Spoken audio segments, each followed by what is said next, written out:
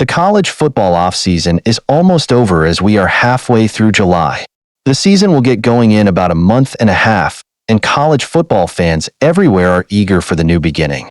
College football fever is rampant across the country as we get closer to the season, but also because of the new EA Sports NCAA 25 video game that just came out on Monday. All in all, it's an exciting time to be a college football fan, and one fan base that is excited for the season is Colorado football fans. The Buffaloes have a big season ahead of them. This college football season is going to be a big one for a number of reasons.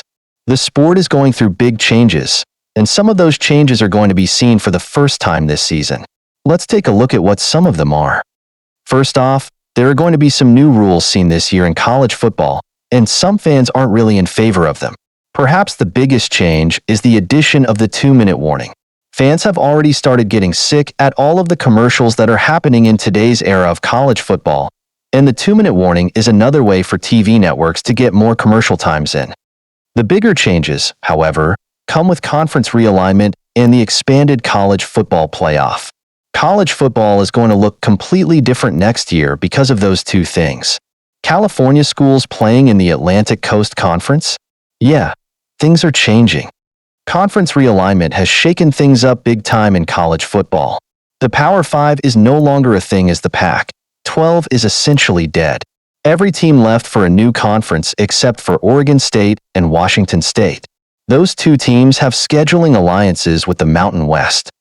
Every other Pac-12 school found a new home. Utah, Colorado, Arizona, and Arizona State are now in the Big 12. Oregon, Oregon State, USC, and UCLA joined the Big 10. Lastly, Cal and Stanford joined the ACC. Makes a ton of sense, right? The other big change with conferences comes in the SEC. Oklahoma and Texas are both leaving the Big 12, and they will join the SEC. The Big 10 and the SEC are loaded with good teams and seem on the verge of forming two super conferences.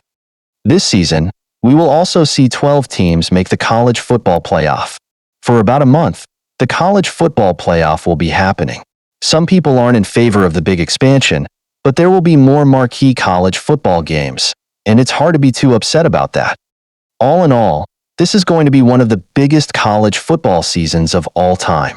The game is changing, and this is the start of a new era. If you knew nothing about college football but heard the way that the Colorado football team talked about themselves, you would think that they are a national championship contender. Unfortunately for the Buffaloes, that is not the case. It has been a while since Colorado was relevant, and even though they are talked about a lot, they are still irrelevant on the football field. This year will be year 2 of the Deion Sanders era in Boulder. Year 1 got off to an electric start as Colorado got out to a 3-0 start, and they surged into the top 25. However, the Buffaloes dropped 8 of their last 9 games and ended up finishing in last place in the Pac-12. It wasn't a good season, and they need to show some growth this year. Colorado football players seem pretty confident for the upcoming season. Quarterback Shedeur said at Big 12 Media Days that he knows that the Buffaloes are every team's Super Bowl. Unfortunately, that's just not true. The Buffaloes haven't been a threat for a long time, and they have the 11th best odds to win the worst power conference in college football. Still, it's clear that the Buffaloes have a lot of confidence, and that's admirable. If this team ends up being as good as they think they are, then it will be a really good year. It's unlikely that it happens, but here are 3 reasons why Colorado could shock the country and win the Big 12.